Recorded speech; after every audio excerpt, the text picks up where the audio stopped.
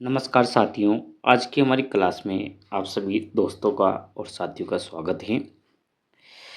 जो भी साथी नए आए हैं, उनसे एक ही रिक्वेस्ट है कि वह चैनल को ज़रूर सब्सक्राइब कर लें और अपने प्रिय दोस्तों को इस क्लास को ज़रूर शेयर करें। कम से कम 10 मित्रों को ज़रूर क्लास को शेयर करें। चलिए हम इस क्लास का क्वेश्चन सोल्व करते हैं। फर्स्ट वाला आपके सामने है। देखिए, कौन से कारक हैं, तो यहाँ पे लिखा हुआ था कौन से कारक अशक्त विद्यार्थियों को उच्च शिक्षा में प्रवेश के लिए बाधा उत्पन्न करते हैं। ऐसे कौन से कारक है?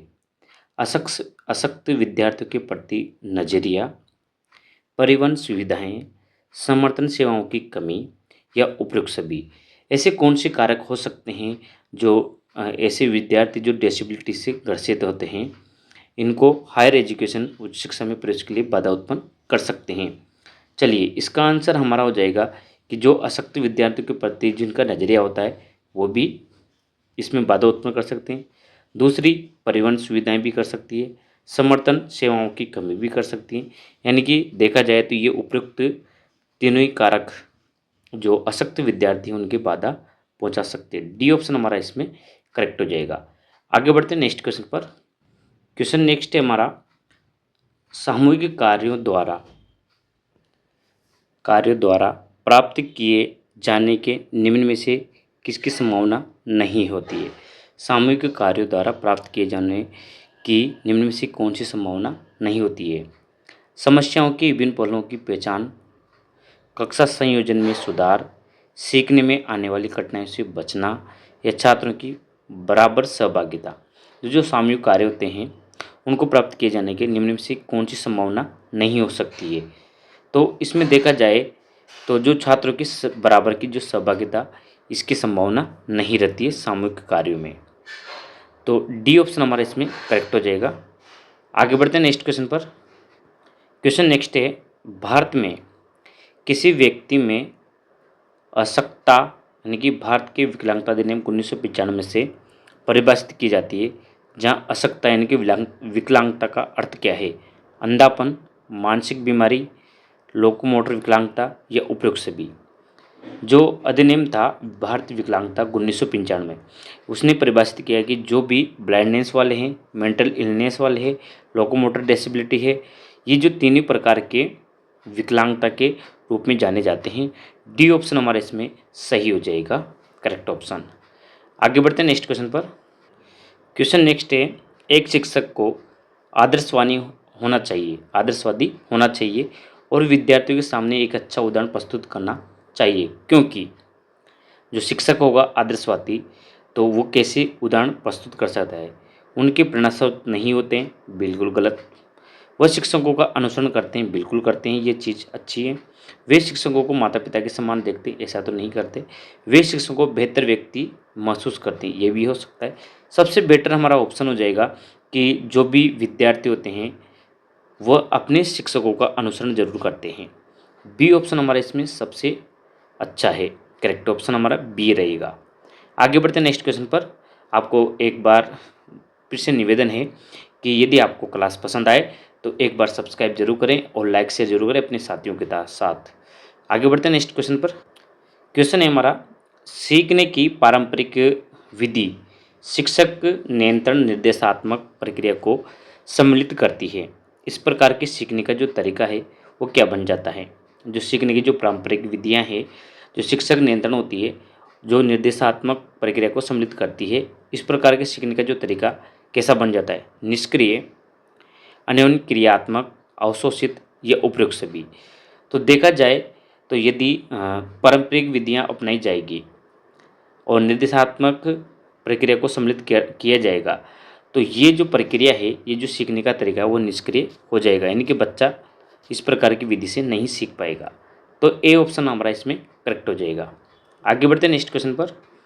क्वेश्चन नेक्स्ट है हमारा, कक्षा में चौक और टोक द्वारा पढ़ाने के तरीकों को क्या कहते हैं?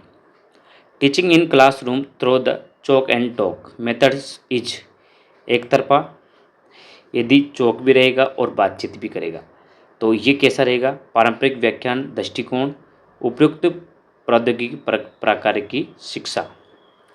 तो इस प्रकार का जो ये रहेगा तरीका, ये उपयुक्त तीनों प्रकार का रहेगा। डी ऑप्शन हमारा सही हो जाएगा। इसमें एक तरफा भी रहेगा, पारंपरिक व्याख्यान का दृष्टिकोण भी रहेगा और पूर्व प्रौद्योगिकी प्रकार की शिक्षा रहेगी, यानी कि डी ऑप्शन हमारा इसमें करेक्ट हो जाएगा। आगे बढ़ते हैं नेक्स्ट क्वेश्चन पर। क्वेश्चन नेक्स्ट है, पहले इसके बारे में सोचते हैं शिक्षार्थी की विशिष्ट विशेषता क्या है। Let's think rough through it first. पहले इसके बारे में एक बार सोचते हैं, शिक्षार्थी की विशिष्ट विशेषता क्या है। Is typical character of learners, विमर्शपूर्ण, सक्रिय, संवेदन, सहज ज्ञान युक्त। पहले इसके बारे में सोचते हैं शिक्षार्थी की विशिष्ट विशेषता क्या है। तो ये एक रिफ्लेक्टिव है। कैसी है? रिफ्लेक्टिव, विमर्शपूर्ण विशेषता है शिक्षार्थी की। पहले इसके बारे में सोचते हैं शिक्षार्थी की विशिष्ट विशेषता के बारे में, तो ये क्या है? रिफ्लेक्टिव। ये ऑप्शन हमारा इसमें सही हो जाएगा। चलते हैं नेक्स्ट क्वेश्चन पर। क्वेश्चन नेक्स्ट है हमारा, किसी कक्षा में छात्रों की भागीदारी में कैसे सुधार किया जा सकता है। यदि छात्र शिक्षण में भागीदार नहीं है तो आप सुधार के लिए कौन सा कार्य कर सकते हैं। लिखित कार्य को सौंपने के द्वारा, सामूहिक गतिविधियाँ व प्रतिवेदन के द्वारा, पाठ्य पुस्तकों के अनुकरण के द्वारा या उपयुक्त सभी के द्वारा। यदि आपको बच्चों को ये छात्रों को अपने शिक्षण में शामिल करना चाहते हैं तो उनको सामूहिक गतिविधियाँ देनी होगी और उनसे प्रतिवेदन लिए जाने होंगे, तभी आप उनकी भागीदारी को सुनिश्चित कर सकते हैं। तो बी ऑप्शन हमारा इसमें सही हो जाएगा। B option is correct. आगे बढ़ते हैं नेक्स्ट क्वेश्चन पर। क्वेश्चन नेक्स्ट है हमारा, शिक्षार्थियों में किस समूह का विस्तार उन्मुख होने की संभावना नहीं होती है। यानी कि शिक्षार्थियों की किस समूह का, जो कौन सा समूह ऐसा है जिनमें उन्मुख होने की संभावना नहीं होती है। वैश्विक शिक्षार्थी, सक्रिय शिक्षार्थी, विमर्शपूर्ण शिक्षार्थी या उपयुक्त में से कोई नहीं। जो विद्यार्थी सक्रिय होते हैं वो तो ऑटोमेटिक उन्मुख होते हैं, विमर्शपूर्ण वाले भी होते हैं, रिफ्लेक्टिव वाले। लेकिन जो पहले से ही वैश्विक ग्लोबल लर्नर्स है उनको उन्मुख करने की कोई ज़रूरत नहीं है, वो पहले वैश्विक स्तर पर ज्ञान प्राप्त कर रहे हैं। ठीक है, इसमें ए ऑप्शन हमारा करेक्ट हो जाएगा। आगे बढ़ते हैं नेक्स्ट क्वेश्चन पर। क्वेश्चन हमारा नेक्स्ट है, एक शिक्षक अपने छात्रों को कैसे उत्साहित कर सकता है। एक जो शिक्षक है, एक टीचर है, अपने छात्रों को कैसे उत्साहित कर सकता है।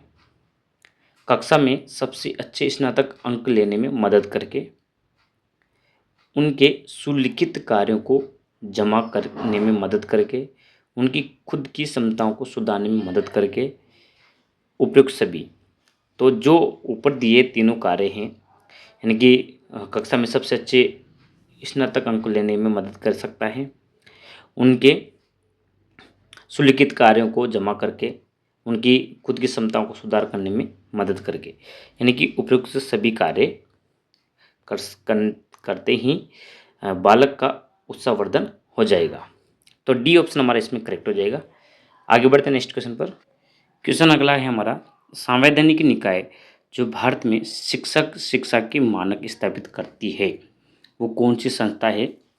जो संवैधानिक निकाय है जो भारत में शिक्षक और शिक्षा के मानक निर्धारित करती है। शिक्षक शिक्षा राष्ट्रीय परिषद एनसीटी। बात करते हैं एनसीटी। एनसीटी की जो स्थापना है वह 17 अगस्त 1995 को की गई। 1995। और यूजीसी की बात करें तो जो यूजीसी की स्थापना है वो 28 दिसंबर 1953 को की गई। 1953 को की गई। और यूजीसी जो एक्ट है वो 1956 के तहत की गई थी। एनसीईआरटी की बात करें तो जो एनसीईआरटी है ये इंडिया लेवल की है। एनसीईआरटी इसकी स्थापना की गई थी 1961 में। और MHRD यानी कि मानव संसाधन विकास मंत्रालय, इसकी स्थापना की गई थी 26 सितंबर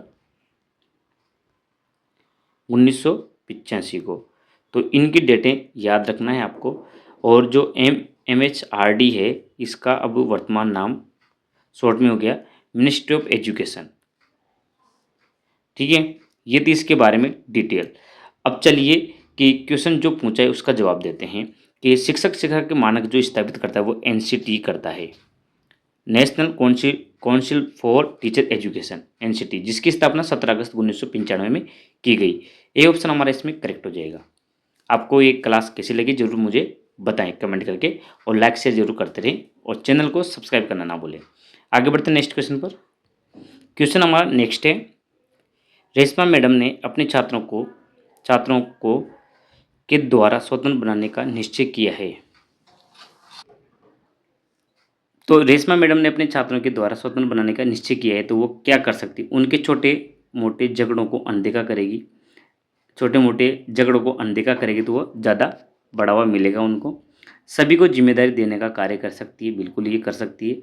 कक्षा को 2 समूह में विभाजित करना या उपयुक्त सभी। जो रेशमा मैडम है वो बच्चों को जिम्मेदारी पहुंचाने से उनमें जो झगड़ा वगैरह है वो कभी भी नहीं होगा, यानी कि छात्रों द्वारा स्वतंत्र बनाने का निश्चय हो सकता है इसमें सभी की जिम्मेदारी देने से। तो हमारा इसमें बी ऑप्शन करेक्ट हो जाएगा। आगे बढ़ते हैं नेक्स्ट क्वेश्चन पर। क्वेश्चन नंबर 13 देखिए, मनोवैज्ञानिकों के बहुमत ये सोचती है कि विकास इससे होता है, यानी कि जो मनोवैज्ञानिक है वो क्या सोचते हैं कि विकास इससे होता है, व्यापक रूप से प्रकृति से, व्यापक रूप से पोषण से, या प्रकृति पोषण का अलग अलग रूप के कार्य से, या प्रकृति और पोषण के पारस्परिक अन्योन्य क्रिया के द्वारा।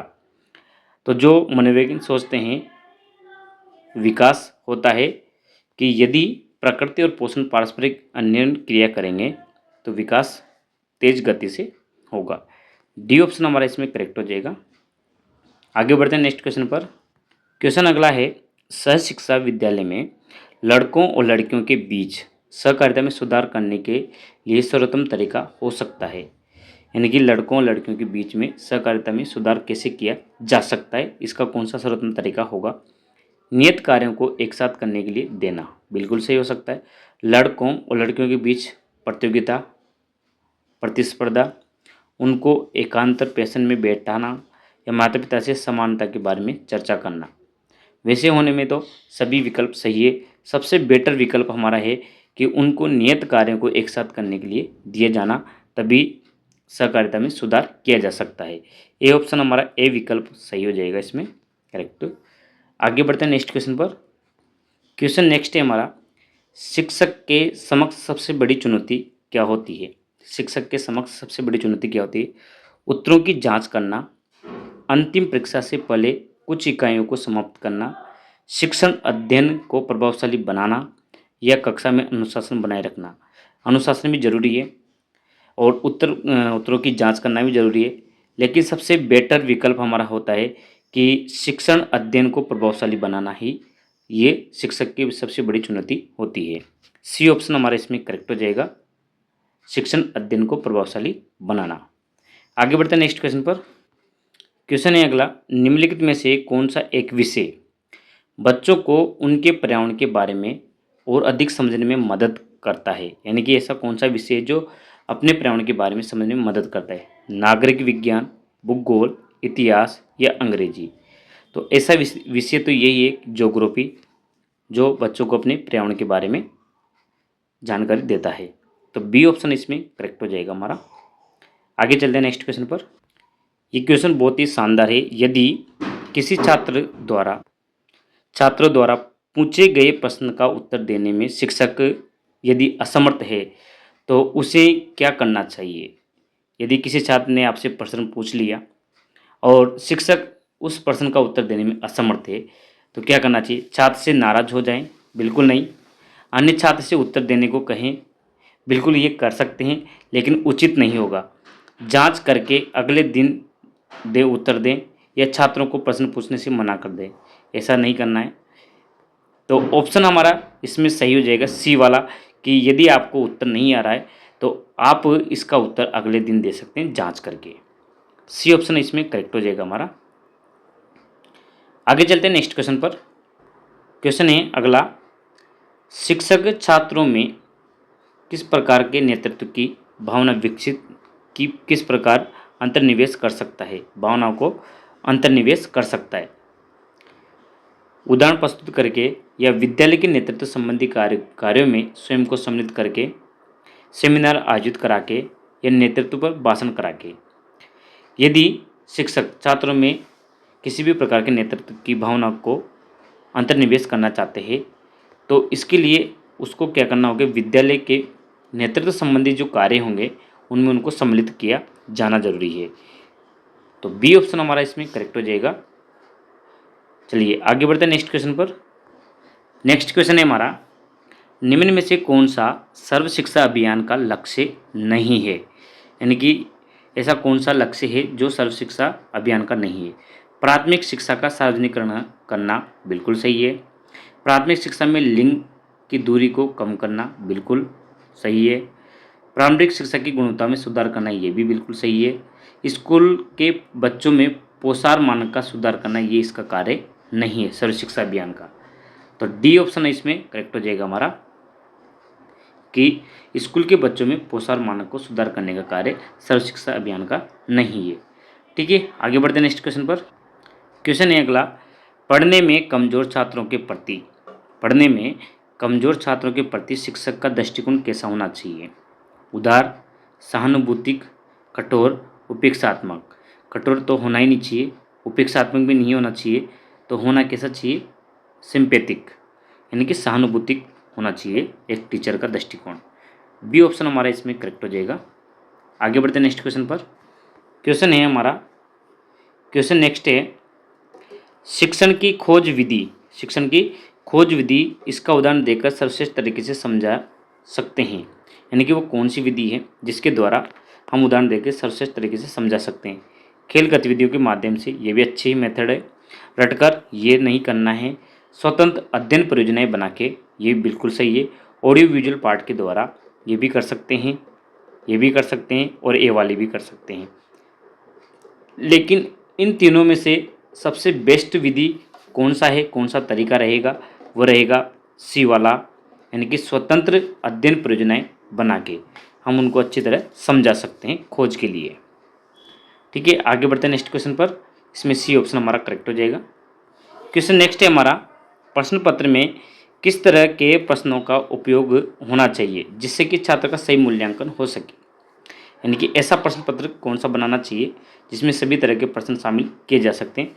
वस्तुनिष्ठ प्रश्न, निबंधात्मक प्रश्न, लघुत्तर प्रश्न या मिश्रित प्रश्न, यानी कि ऐसा प्रश्न पत्र बनाना चाहिए जिसमें ये तीनों प्रकार के शामिल हो, तो उसको कहते हैं हम मिक्स्ड टाइप ऑफ क्वेश्चंस, यानी कि डी ऑप्शन हमारा करेक्ट हो जाएगा इसमें, मिश्रित क्वेश्चन। आगे बढ़ते हैं नेक्स्ट क्वेश्चन पर। अगला क्वेश्चन है हमारा, स्कूल में छात्रों को सजा देने का सबसे बड़ा अवगुण क्या हो सकता है, यानी कि यदि छात्रों को सजा दी जाएगी तो क्या होगा। शर्मिंदगी का कारण बनता है, बिल्कुल बनता है। समस्या का स्थायी रूप से समाधान नहीं निकलता, या द्वेष उत्पन्न करता है। सम्मिलित कार्य में रुकावट डालता है, बिल्कुल। तो सबसे बड़ा अवगुण है इसमें वो है कि इससे क्या है कि समस्या का स्थायी रूप से समाधान नहीं निकलता है। यदि आप दंड या सजा देंगे तो इससे कोई भी समस्या सॉल्व नहीं हो सकती। तो इसमें बी विकल्प हमारा सही हो जाएगा, समस्या का कोई स्थायी समाधान नहीं निकलता। ठीक है, आगे बढ़ते हैं नेक्स्ट क्वेश्चन पर। क्वेश्चन नेक्स्ट है, इनमें से कौन सा अच्छी अध्यापन हेतु आवश्यक नहीं है, यानी कि ऐसा कौन सा विकल्प है जो अच्छे अध्यापन के लिए आवश्यक नहीं है। अध्यापक का अध्यापन व्यवसाय के साथ लगाव, अध्यापक का ज्ञान, अध्यापक का छात्र प्रेम, अध्यापक का ईश्वर में विश्वास। तो देखा जाए तो यदि ईश्वर में विश्वास करता है तो इससे कोई मतलब नहीं है। अध्यापक का अध्यापन व्यवसाय के प्रति लगाव होना चाहिए, अध्यापक का ज्ञान अर्जन होना चाहिए, अध्यापक का छात्र के प्रति प्रेम व्यवहार होना चाहिए, ना कि ईश्वर में विश्वास। तो डी विकल्प हमारा इसमें सही हो जाएगा। आगे बढ़ते हैं नेक्स्ट क्वेश्चन पर। क्वेश्चन नेक्स्ट है हमारा, विद्यालय में युवा किशोरों का मुख्य कार्य, यहाँ पे कार्य लिखा हुआ है, कार्य हो सकता है। विद्यालय में युवा किशोरों का मुख्य कार्य हो सकता है बाह्य अनुशासन, सजगता या सर्जकता, क्रिएटिविटी, सृजनता, स्वतंत्र रहने की इच्छा या व्यक्तिगत सीमाएं।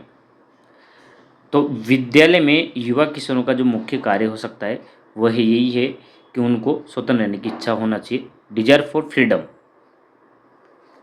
सी ऑप्शन हमें इसमें करेक्ट हो जाएगा हमारा, कि उनको स्वतंत्र रहने की इच्छा होना चाहिए। आगे बढ़ते हैं नेक्स्ट क्वेश्चन पर। क्वेश्चन नेक्स्ट है, छात्रों को पुस्तकालय का प्रयोग का प्रशिक्षण देने हेतु निम्न में से कौन सा तरीका बेहतर होगा, सबसे बेहतर कौन सा तरीका रहेगा। पुस्तकों के महत्व को बताना, ये भी अच्छी बात है। छात्रों के साथ बैठकर स्वयं पुस्तकालय में अध्ययन कराना, ये भी बहुत अच्छा कार्य है। घर पर अध्ययन के लिए पुस्तकें देना, घर पर अध्ययन के लिए पुस्तकें देना, ये भी नहीं। फुर्सत के समय उन्हें पुस्तकालय में ले जाना, ये भी अच्छी बात है, फुर्सत के समय ले जा सकते हैं।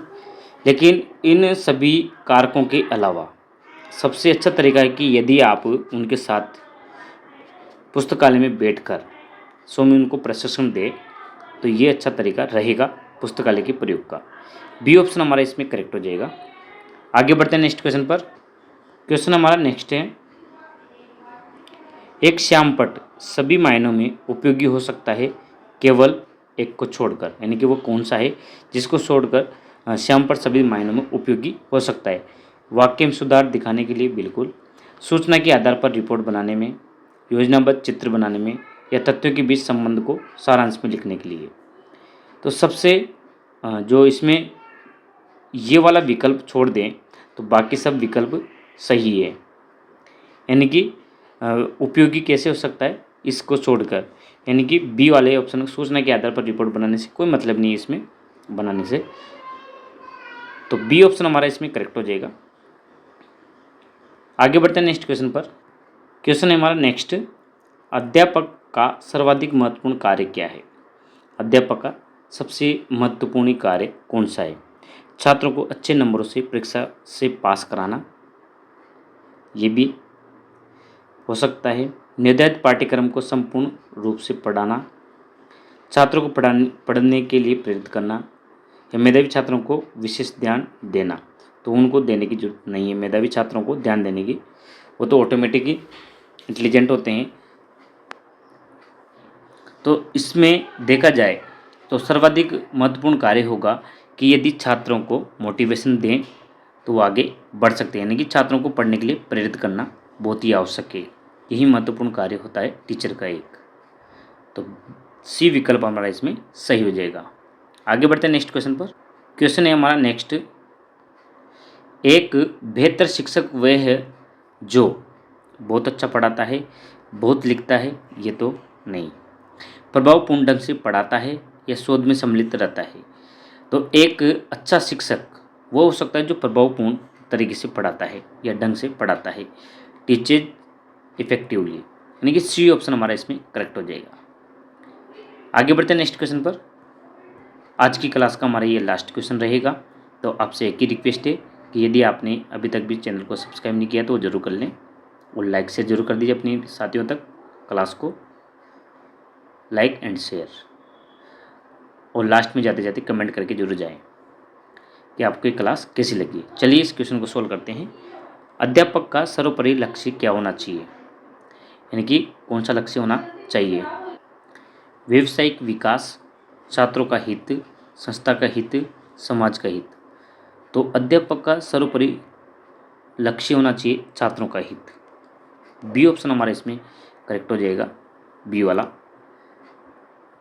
आपने ये क्लास पूरी देखी है तो मुझे बताइए कि आपको ये क्लास कैसी लगी है, ज़रूर कमेंट करके जाएं। Thank you for watching. फिर मिलते ऐसी नई वीडियो के साथ।